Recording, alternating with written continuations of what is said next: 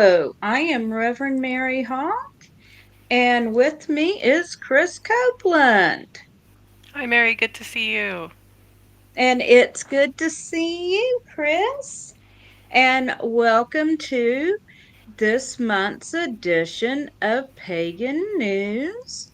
Reverend Don could not join us. He is at the Lustration of the Living in Buffalo, and we're hoping Harold will be joining us shortly.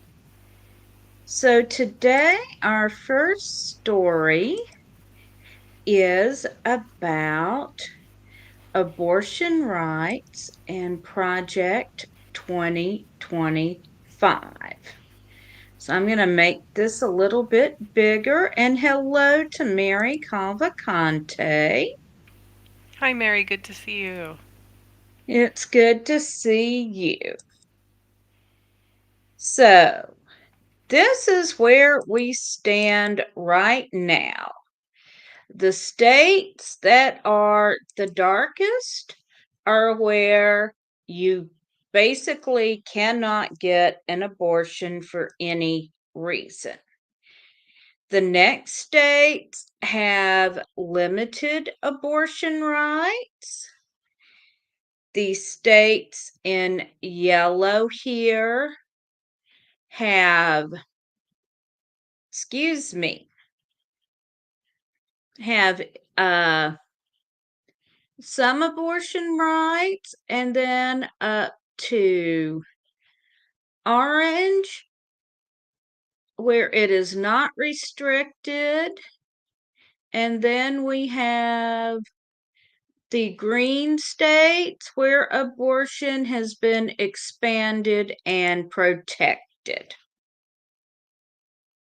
So that's where we stand right now.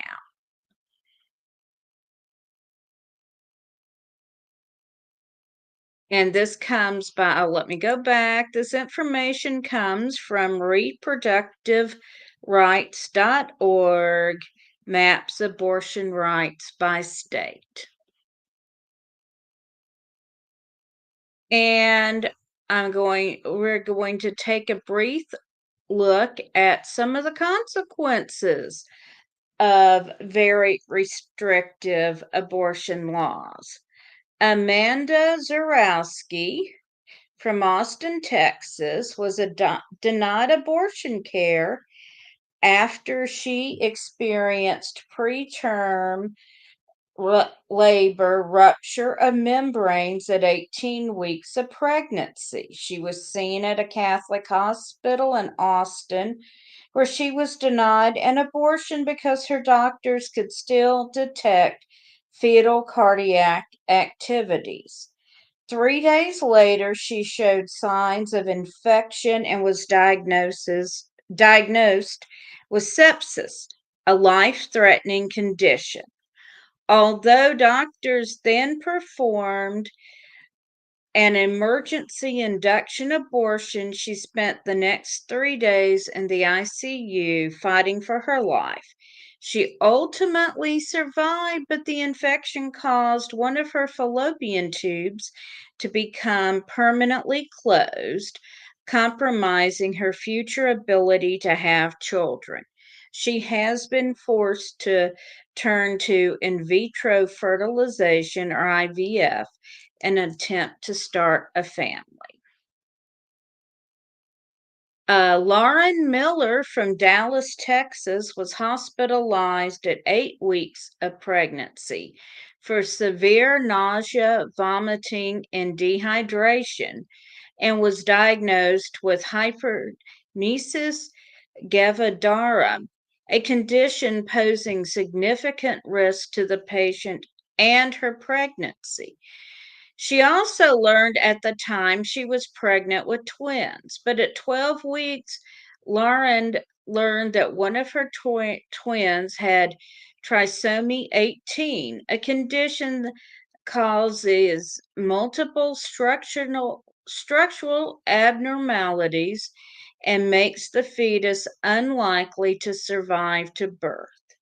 Due to Texas abortion bans, doctors denied Lauren a fetal reduction abortion procedure, despite it being necessary to give Lauren and the second fetus the best chance of survival.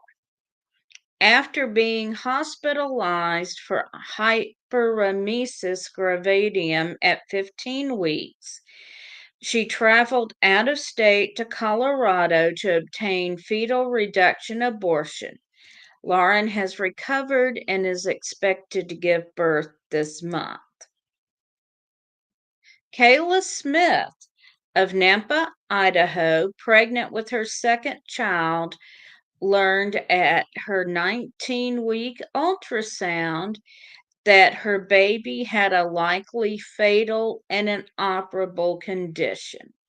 Since Kayla had previously developed preeclampsia during her first pregnancy, she had a heightened risk of developing preeclampsia again if she carried the pregnancy to term. Kayla and her husband traveled to Seattle, Washington to obtain abortion care, a trip costing thousands of dollars that required them to take out a personal loan and obtain financial assistance from friends and family.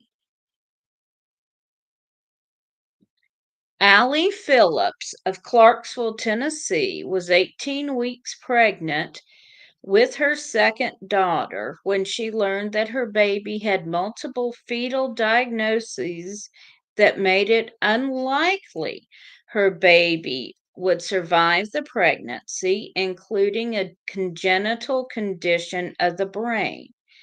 The continuation of the pregnancy posed risk to Allie's own health.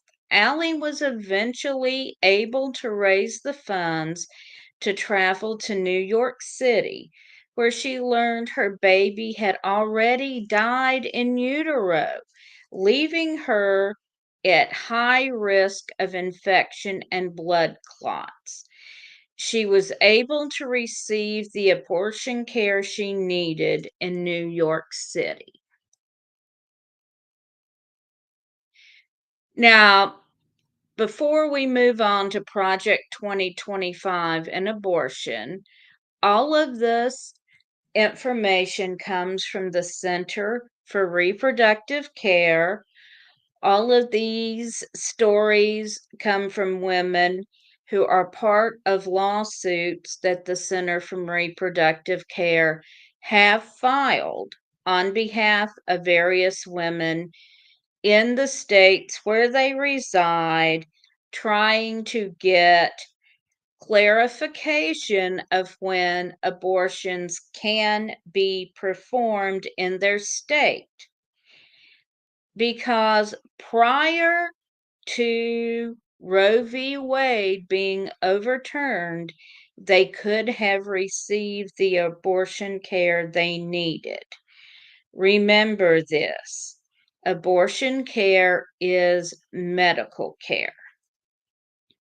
Now we're going to take a look at what Project 2025 states about abortion. I've downloaded the document. The word abortion occurs in this 900-page document 199 times, and I have included some of the quotes. The next conservative president must make the institutions of American civil society hard targets for woke culture warriors. This starts with deleting the terms sexual orientation and gender identity, diversity, equity, and inclusion, gender equality, gender equity, gender awareness, gender sensitive, abortion, reproductive health, reproductive rights, and any other term used to deprive Americans of their First Amendment rights out of every federal rule, agency regulation, contract, grant, regulation, and piece of legislation that exists. Pages 3 and 4. Next quote.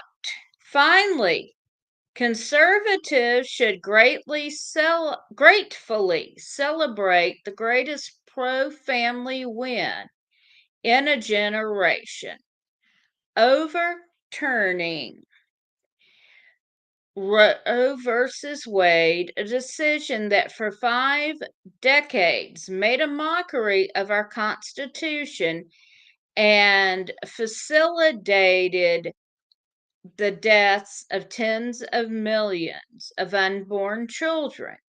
But the Dobbs decision is just the beginning. Conservative in the states and in the Washington, including the next conservative administration, should push as hard as possible to protect the unborn in every jurisdiction in America. In particular, the next conservative president should work with Congress to enact the most robust protections for the unborn that Congress will support, while deploying existing federal powers to protect innocent life and vigorously complying with statutory bans on the federal funding of abortion. Conservatives should ardently pursue these pro life and pro family policies while recognizing the many women who find themselves in immensely difficult and often tragic situations, and the heroism of the choice to become a mother. Alternative options to abortions, especially adoptions, should receive federal and state support. In summary, the next president has a moral responsibility to lead the nation in restoring a culture of life in America again. From page 6. So, nothing here addresses the idea that abortion is ever done to protect the life of the mother in a medical emergency. Moving on here from page 450, goal 1. Protecting life, conscious, and bodily integrity. The Secretary should pursue a robust agenda to protect the fundamental right to life, protect conscious rights, and uphold bodily integrity rooted in biological realities, not ideology. From the moment of conception, every human being possesses inherent dignity and worth, and our humanity does not depend upon our age, stage of development, race, or abilities. The Secretary must ensure that all health and human HHS programs and activities are rooted in a deep respect for innocent human life from day one until natural death. Abortion and euthanasia are not health care. And from page 455, because liberal states have now become sanctuary for abortion tourism, HHS should use every available tool, including the cutting of funds, to ensure every state reports exactly how many abortions take place within its borders, at what gestational age of the child, for what reason uh, the abortion takes place, and the mother's state of residency and by what method. It should also ensure that statistics are separated by category spontaneous miscarriage, treatment that incidentally results in the death of a child, such as chemotherapy, stillbirths, and induced abortion. In addition, CDC should require monitoring and reporting for complications due to abortion and instances of children being born alive after abortion. Moreover, abortion should be clearly defined as only those procedures that intentionally end an unborn child's life. Miscarriage management or standard ectopic pregnancy treatment should never be conflated with abortion. So, not only is the issue restricting abortion in states that do so, it's also trying to intimidate people from traveling to states that still allow it. Prohibit abortion travel funding. Prohibit funding for abortion increases the number of abortions and violates the conscious and religious freedom rights of Americans who object to subsidizing the taking of life. So now my personal medical insurance actually would cover travel if abortion was needed. Uh, so yes, that's going to be restricted. Withdraw Medicaid funds for states that require abortion insurance or that discriminate in violation of the Weldon Amendment. The Weldon Amendment declares that no HHS funding may go to a state or local government that discriminates against pro-life health entities or insurers. In blatant discrimination, in blatant violation of this law, 7 states require abortion coverage and private health insurance plan, and HHS continues to fund those states. HHS under President Trump disallowed $200 million in Medicaid funding from California because of the state's flouting of the law, but the Biden administration restored it. HHS/CMS should withdraw appropriate funding up to and including 10% of Medicaid funds from states that require abortion insurance coverage.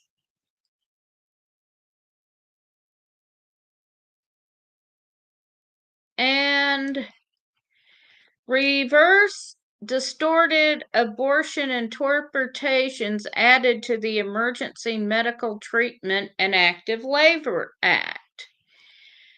This act prohibits hospitals that receive Medicare funds from dumping emergency patients who cannot pay by sending them to other hospitals.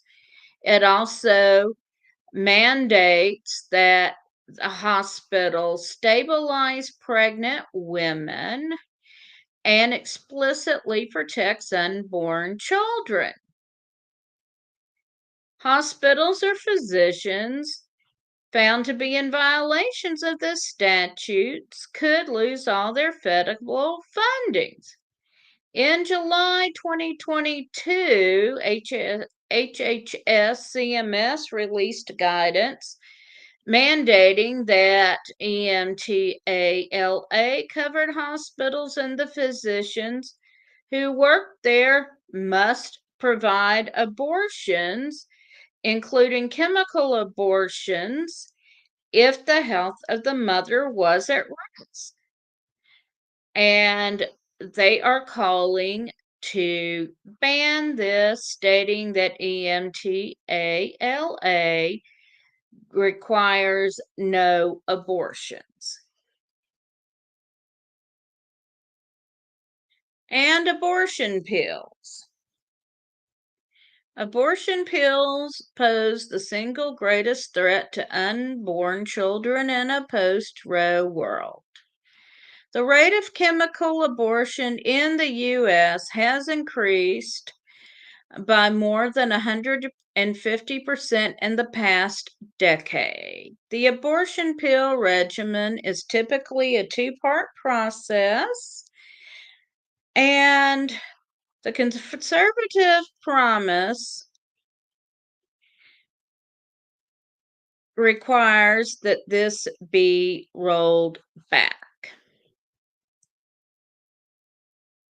So, in conclusion, the mandate for leadership the conservative promise, or as it's usually known, Project 2025, is totally toxic to abortion rights. Every time abortion is mentioned, the focus is on unborn children.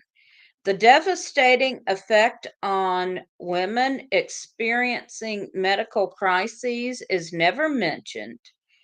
If the Democratic nominee is elected in 2025, the focus is just going to move to what can be done through Congress and the courts, and they'll just move the focus back to 2029. So this is not going to go away. Quite shocking to hear about, absolutely. And Mary Cavalcante says, wow, scary. That really sums it up quite well. It really does. It is very scary. And it is not something that those of us who live in the U.S. can afford to have our heads in the sand about. We cannot ignore this threat because it is having a devastating effect on the health of women. And so, what should pagans be doing in order to stop this Project 2025 from coming to fruition? Honestly, go vote. Vote, vote, vote, vote, vote. Don't just vote for president. Vote in your local elections up and down the ballot. Because the local Because elections can be even more important than the presidential election at this point. because right now abortion is in the hands of your state legislature. So if abortion is legal in your state, vote to keep it legal. If it's illegal in your state, vote for candidates who will work to get it legal there. Because that is what we desperately need here. Excellent advice. All right. So, unfortunately, Harold has not been able to join us, but we are going to have his report now on Hello, everyone. Pagan Harold the Lone Wolf imprisonment. Carter here, and I am at the Mother Church, the ATC Mother Church in Index, Washington. And as I am walking around this beautiful garden with beautiful statues and rich in history, I bumped into Cassidy, who has been the official head gardener of the ATC. Cassidy, how are you doing this morning? I'm doing great. I'm gardening. You are, and since I've been here, and it's a big difference from when you were here. What's the main things that you do here? Well, I like to maintain this little garden down here near the house for Bella that's flowers and plants that are sacred to Hecate. And I like to maintain the vegetable garden up top, which is the Save the Seeds Foundation garden. What is actually sacred to Hecate? Well, you mean of the things down here, or? Sure. Sacred to Hecate is anything in the dark, and also witchy things. And so magical plants, many magical plants that have mysterious powers, I would say, dark and dank powers are featured in this garden and featured for the privilege of Our Lady Hecate, who lives in the shrine behind us, or who we have a presence here on the property. The house right there. Up, Yep. It's like that little kind of elevated shack right above. there is the Hecate shrine, or it's a goddess shrine for any goddess. Right. But because we have our coven and everything dedicated to Hecate, it's Hecate's shrine, and the plants that are down here represent some of her favorites. So how long have you been the official head gardener of the ATC Mother Church? Well, I've been volunteering to garden here for about 3 years, and in the time I've done it, I do, like, along with Bella and Dusty, I'm the next most gardened person, so 3 years. What would you say that your spiritual tradition is? Oh, well, I'm a naturalist. Mostly, I like nature more than culture, and I like to spend time in nature. So to me, there's nothing more foundational to a pagan practice than a connection with the earth. And my connection with the earth is facilitated by sticking my fingers in it and getting really dirty and pulling weeds and cultivating plants that I love and that I want to nourish. And while you're participating in the gardening here, do you find yourself in contemplation or reflection or thinking about Hecate specifically when you're dealing with everything here? With the plants in the garden, this garden, definitely I do. I actually go up and visit her usually before or after I garden and spend a little time in contemplation in the shrine, kind of getting inspiration about what's important to the goddess. And then I come out and I do what is important to me as a gardener, which is, clearing out weeds for the most part. But it's amazing how many things I discover and find. Like, I just found this really shiny black beetle that I was admiring right before we started this. And it felt very Hecate to me. I don't know how to say it other than to say it felt like a message from Hecate telling me that the work I'm doing is worthy and that she's proud. And that's the kind of interactions that I normally have while I'm weeding, or while I'm working, is that when I'm in the garden up there, I really feel Demeter's presence mostly. And then this is a little darker garden, and it's mostly about flowers and things that we enjoy on a non-food level, and also some magic herbs. And so those things down here definitely connect me to Hecate. So do you think that, do you find yourself in like an alternative state of consciousness when you're out here alone gardening? Yeah. So I really definitely transcend the normal monkey mind. Like the monkey mind shuts the hell up when I'm out in the garden. And that's huge. But I definitely have developed relationships. I'd say up in the big garden, it's more noticeable that I've developed relationships with the bees there. I've developed relationships with the birds there. I've developed relationships with the snakes there. I've developed relationships with the rodents there. That's huge in my spiritual path. That's like giving me some of the best experiences I can have on my spiritual path. And I find it really, really strong when I'm working in Demeter's garden up there. It's like the spirit of the mother just fills me, and I feel at one with the whole gardening experience. And I would say that's an altered state of consciousness from the usual, like what I'm worried about in the people-y world. That's quite fascinating. So to be the head gardener at the ATC Mother Church, I want to say that that's very notable and very honorable. Thank you. And it's a very magical place here. As far as contemporary authors or other gardener friendly authors, who would you say that is your most, who are you inspired by? So Susan Weed was really inspirational to me when I was in college and got me started talking to plants. Like I didn't communicate with plants on their level before I read Susan Weed, and it was just getting the personalities that she conveys in her books, like Wise Woman Herbal, and I'm trying to think of another one, but I know Wise Woman Herbal is one that's still on my shelf, and it has some of my favorite plants in it. And I learned and connected with those plants initially through reading that book, and then it really just widened from there because it's been like 30 years.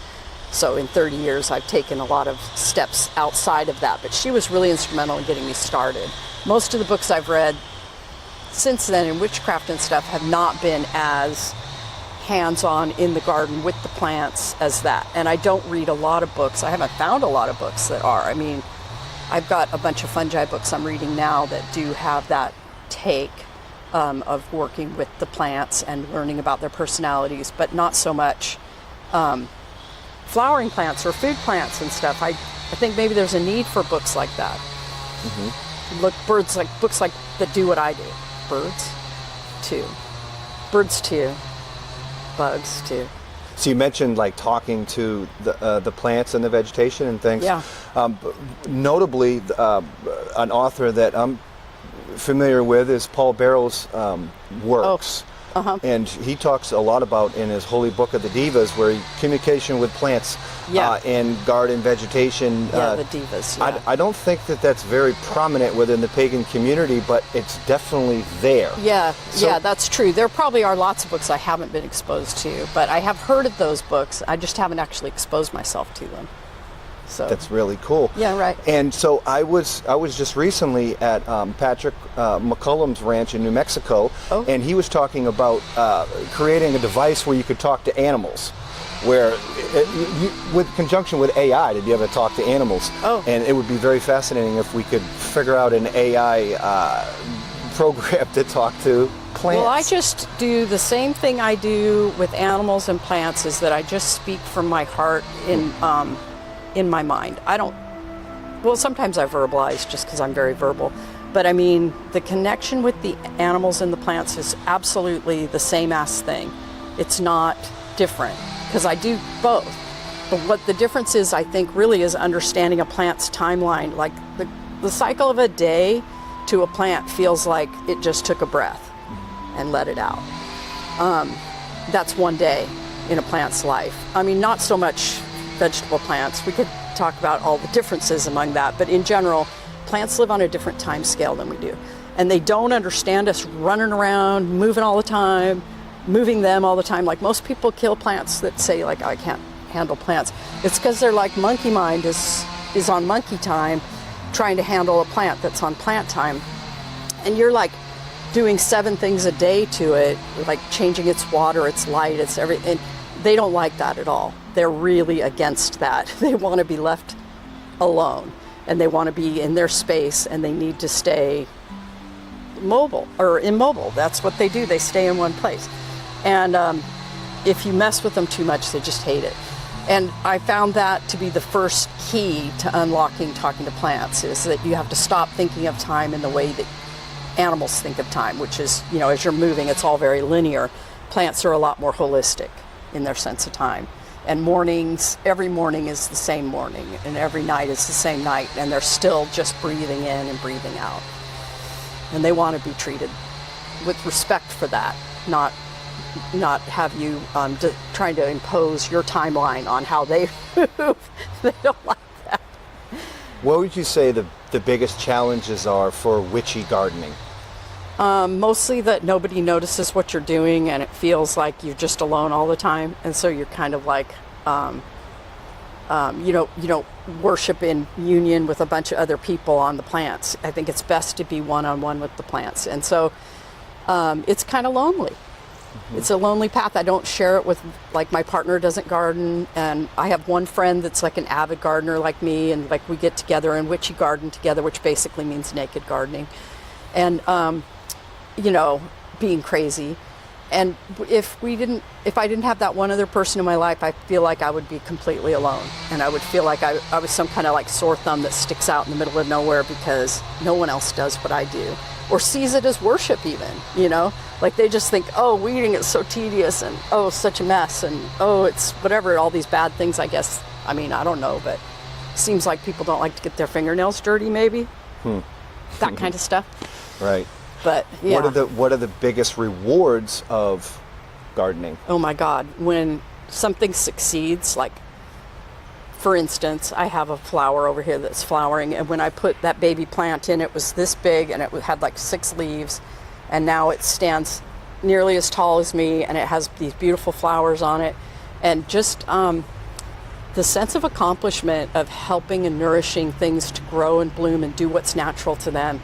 And I think that can be animals or plants or people, is so rewarding.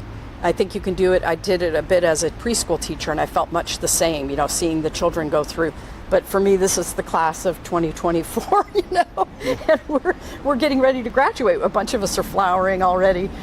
I guess that's how I would answer that question. It's just really all rewarding when things work. It's really sad when things die. Like I had another plant that I put in here. It's not here anymore.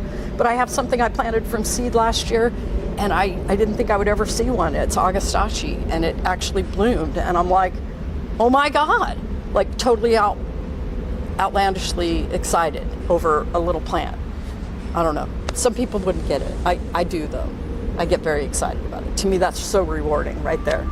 Right there. Mm-hmm. Would you say that gardening is your direct communication with divinity? It's definitely one of the ways I connect.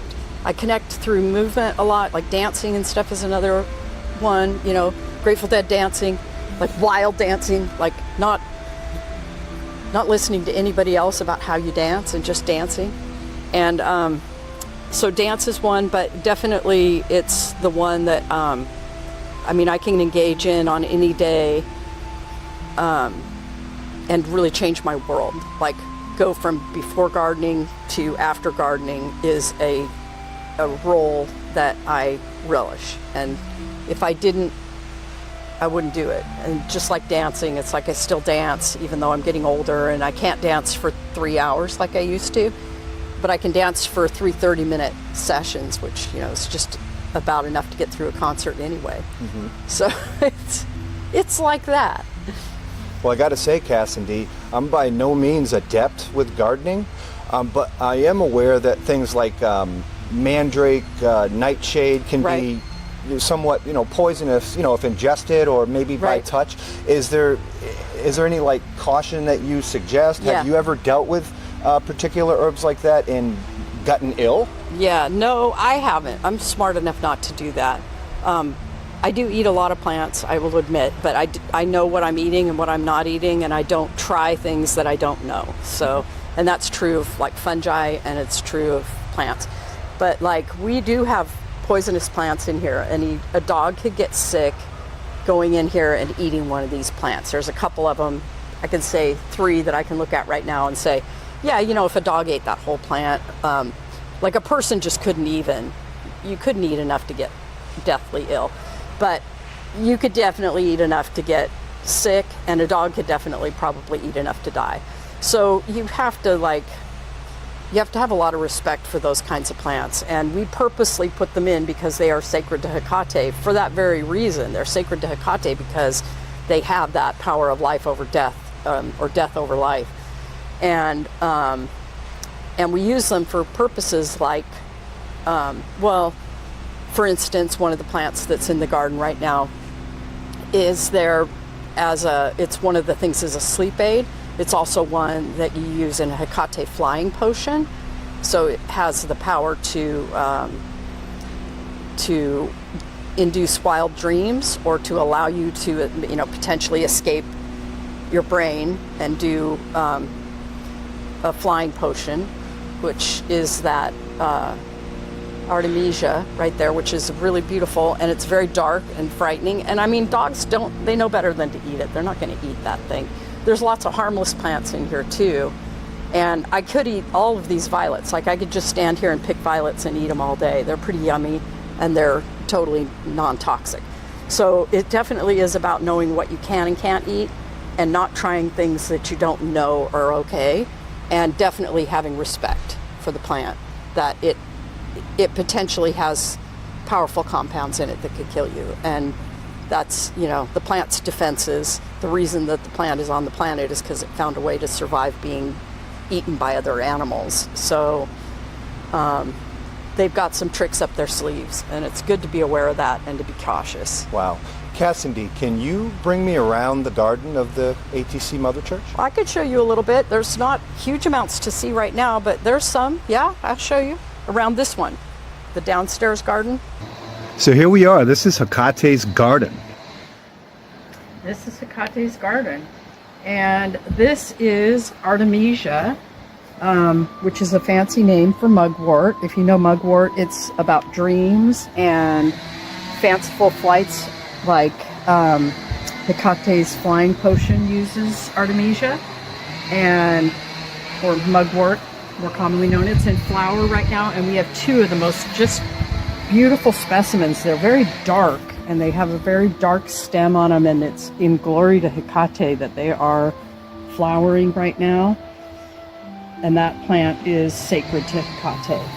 We use it in a flying potion for her. And then this, well, we, as in people, this is pennyroyal, which I put in here to tell people to have a care. And it smells very strong. And I do believe that that is sacred to Hecate, although I don't have any proof of it. She approves of it being here, or it wouldn't have made it. It survived there. And this is a hellebore. Now, hellebore is poisonous. It's one of the ones I referred to earlier as being poisonous. And that looks pretty sad and little, but it's going to be a magnificent shrub about 3 feet tall, and it's going to have purple and yellow, or purple and white flowers, and it's going to be amazing. And that is also very poisonous. Not like it'd kill you, but you'd have to eat a hell of a lot of it, but it would make you really sick. And it's used in magic. This one's kind of more obvious about the way it's used in magic. Its name is pulmonaria. Which is related to liver, or I mean heart, lungs. Okay, hello, lungs. And it's called a lungwort. And it also makes purple flowers. Most of Hecate's sacred flowers seem to be purple or yellow. That's a little bit of a mystery for you. But pulmonaria is also like toxic. Like if the dogs here ate that whole plant, they'd get sick tummies. You'd have to eat all of it. So the other thing that's in the garden, and it's everywhere, this is a nice specimen right here. This is a nice specimen. This is one, is dandelion. Dandelion is sacred to Hecate, and we leave the good dandelions that are growing, like I leave them along the edges of the beds. They seem to like it. I like it. And I leave some of them in the beds because Hecate loves them. And dandelions, anyone can grow, anybody can work with. Every part is edible. They're the most wonderful, approachable plant on the planet. And Hecate loves them too. And so that is most of the Hecate specific plants. This is black mondo grass. This is also very Hecate. I don't know a whole lot about it, but it's very black and beautiful. And anything we do with Hecate that's black and beautiful, we adore. This goth little witch thing that we've got going on with Hecate. So that's most of the plants that are about Hecate. There's some other beautiful things here that will be blooming another time. Not right now. This is called coral bells. It's not, I don't know that it's specific to Hecate, but it is a really cool little plant, and that's growing there by the pulmonaria. And this is agrestacci. This is a rose of Sharon. This is Solomon's seal.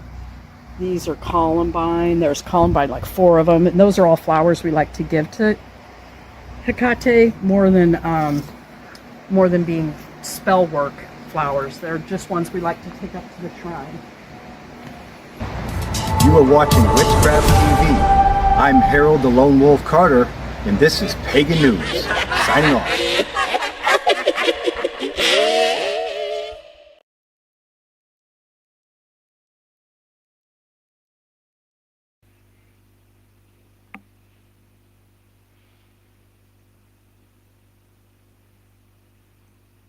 And that was Harold Carter's report.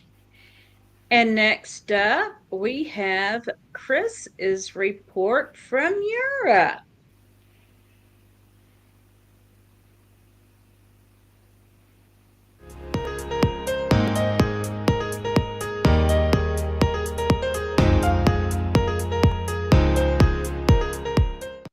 Welcome to Pagan continues, where we delve into the spiritual, cultural, and environmental stories that resonate deeply within our community. I'm Krys Copeland, your guide through the heart of Europe, where ancient traditions and modern challenges intersect in fascinating ways. Today, we explore the ancient and the enduring, from the mysteries of Stonehenge to the revival of old faiths and the fight to protect our sacred earth. Let's dive into these stories that speak to the soul of pagan Europe. First, we journey to the windswept plains of Salisbury, where new research is shaking the very foundations of what we thought we knew about Stonehenge. For centuries, the origins of the altar stone have been debated. Was it carried by human hands from wells or brought by glacial forces? Recent studies now suggest a surprising twist. The altar stone may have originated in northeast Scotland, far beyond what was previously imagined. This revelation deepens the mystery of how and why our ancestors undertook such monumental tasks. Could it have been a sacred pilgrimage or something even more profound? While many questions remain, what is clear is that the story of Stonehenge continues to unfold, offering new insights into the spiritual connections that spanned ancient Britain. Now let's turn our gaze eastward to Lithuania, where a modern revival of an ancient faith is making significant strides. The Romuva religion, rooted in the pre-Christian traditions of the Baltic people, has long sought official recognition from the Lithuanian government. After more than 25 years of perseverance, Romuva's bid has reached a crucial stage, with Parliament recently advancing the process towards state recognition. This is not just a legal battle, but a cultural resurgence, honoring the spirits of the land and the ancestors who walked it. For many, this recognition is about reclaiming a spiritual identity that was suppressed for centuries, first by the Teutonic Knights and later by the Soviet regime. The journey of Romuva is a testament to the enduring power of faith and the resilience of those who seek to preserve their heritage. In an update from a previously aired story, Swedish authorities have dropped the investigation into Dutch Eurovision contestant Joost Klein. Klein was disqualified from the Eurovision final earlier this year after being accused of making threatening moves towards a female production crew member. The case was closed due to insufficient evidence to prove intent to provoke fear. It's important to note, however, that the decision to drop the case does not equate to Klein being officially cleared of all wrongdoing. Finally, we celebrate a victory for the Earth itself. In Spain, environmental activist Teresa Vicente has been awarded the prestigious Goldman Environmental Prize, often called the Green Nobel. Vicente's tireless work to protect the Mar Menor lagoon from ecological collapse has not only saved a vital ecosystem, but also set a powerful legal precedent. Thanks to her efforts, the lagoon now enjoys legal rights, a groundbreaking step in the fight to recognize Earth's inherent rights. Vicente's triumph is a beacon of hope, reminding us that the battle to protect our planet is a sacred work. Her story inspires all who believe in the sanctity of nature and the necessity of defending it. These stories remind us that the old ways are never truly lost. They live on in our actions, our beliefs, and our communities. Whether it's uncovering the secrets of ancient stones, rekindling the fires of forgotten faiths, or fighting for the earth, we are all part of a continuum that stretches back to our ancestors and forward to future generations. Thank you for joining me, Krys Copeland, for this European segment on Pagan News. Stay tuned for more stories that connect us to the land, the past, and each other. Blessed be. Thank you, Krys. You're welcome. I do have a couple of questions for you. So, Sure. with this breaking story about the origin of the Stonehenge altar stone, do you know what further research is planned and what it might reveal? Well, the recent identification of the Stonehenge altar stone's origins in the Orcadian Basin of northeast Scotland opens up new avenues for research into the Neolithic people who constructed Stonehenge. Future research is likely to focus on the precise methods used to transport the 6-ton stone over 700 kilometers, a journey that would have required significant human effort and coordination. Researchers are also interested in exploring the cultural cultural and spiritual significance of sourcing stones from such a distant location, which may reveal more about the connections between different Neolithic communities across Britain. And additional geological studies will likely attempt to narrow down the exact quarry sites within the Orcadian Basin. So archaeologists will be looking at how this discovery might change our understanding of Stonehenge's purpose as a monument that brought together people from all across the region. Okay, and do you know what the next steps are from the Remuva religion and their bid for state recognition? Yeah, the path to state recognition for the Remuva religion in Lithuania has been fraught with a lot of challenges, particularly from political and religious opposition within the country. Despite those setbacks, including Lithuanian Parliament's repeated rejections, Remuva has continued to press forward. The next steps involve continued lobbying within the Seimas, which is the Lithuanian Parliament, and engaging in public advocacy to counter the influence of the Catholic Church in this region, which has been a significant opponent of Remuva's recognition. Additionally, Remuva supporters are seeking further support from the European Court of Human Rights. Lithuania is a European Union member, so they will be subject to European Union standards. And this agency previously ruled in the favor of the Remuva supporters to exert pressure on the Lithuanian government. While the timeline remains uncertain, the ongoing public and legal pressure could potentially bring recognition within the next few years, depending on the political climate. And that comes from the Wild Hunt and their investigation into this. Oh, that's encouraging news. And can you give us some more details about Vincetti's activism and the significance of her work in the Mar Menor Lagoon? Sure.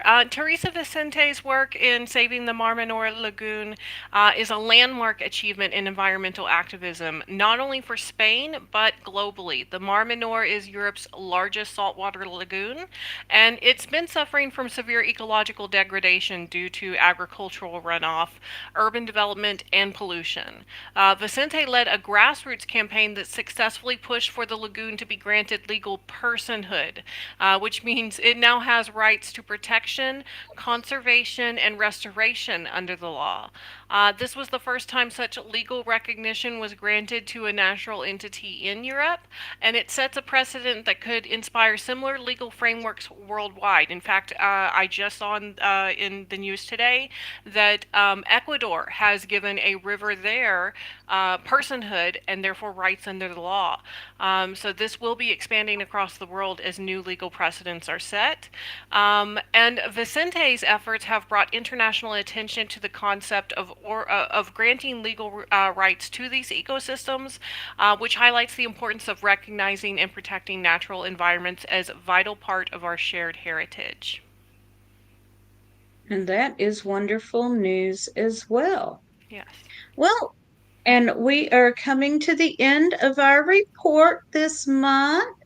I want to thank Krys and Harold Carter, who was not able to join us. Thank you so much for sending in your reports. Thank you, everyone who's watching us now and will watch us later on. We will be back in October. So thank you, everyone, for joining us for Pagan News. And join us again in October.